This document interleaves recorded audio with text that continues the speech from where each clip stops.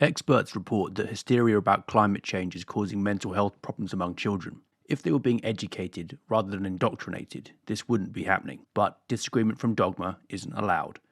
In 2009, a conference of eco-psychologists was even held at the University of West England to discuss the psychological problems of dissidents. If you disagree, you're mentally ill.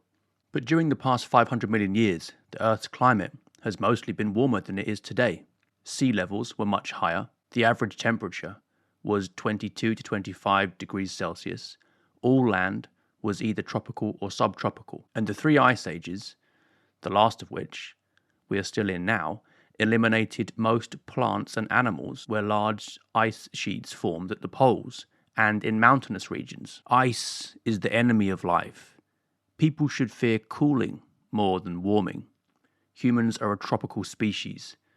Naked humans without fire die of hypothermia if the temperature goes below about 21 degrees Celsius. Without the greenhouse effect of CO2, water vapor and clouds, life on Earth would not thrive. About 50 million years ago, CO2 levels were several thousand parts per million, much higher than now, and life flourished.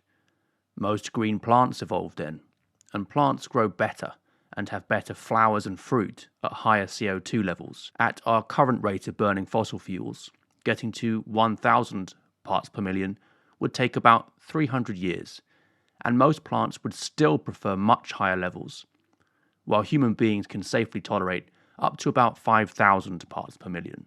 It's assumed that since CO2 levels have increased from about 280 ppm to 390 over the past 150 years or so, and the Earth has warmed by about 0.8 degrees Celsius during that time, the warming must be due to CO2. But correlation is not causation. About half of this warming occurred between 1910 to 1940, before the marked increase in CO2 emissions after World War II. Nobody knows what caused it. It is not even clear that human activity is the main factor in increased CO2 levels. Despite the predictions of climate activists, the worldwide reduction in CO2 emissions due to the coronavirus lockdown, a 40% decrease in China, for example, has had no impact on global CO2 levels. And there is very little correlation between the estimates of CO2 and the Earth's temperature over the past 550 million years anyway.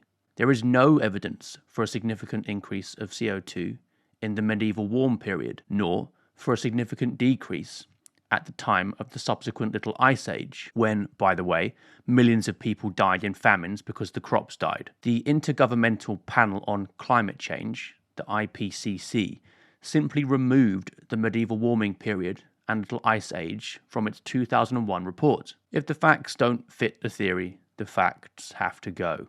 The climate has always been changing, and as Leonard Bengtson reminds us, the warming we have had over the last 100 years is so small that if we didn't have meteorologists and climatologists to measure it, we wouldn't have noticed it at all. But what about extreme weather events? They have either not changed or have decreased alongside the recent rise in CO2 levels. And polar bears. There are more today than there were 30 years ago. The real root of climate crusaders' most damaging impact on mental health is the attitude epitomized by Greenpeace co-founder Paul Watson when he called humans the AIDS of the Earth. Agent Smith in The Matrix felt similarly. Human beings are a disease, a cancer of the planet.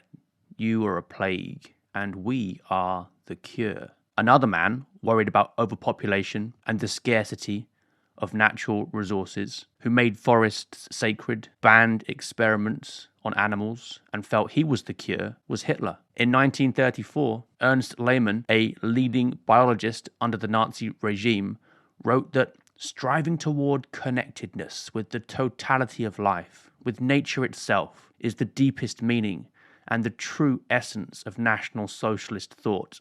Children should pay less attention to greeny doomsdays.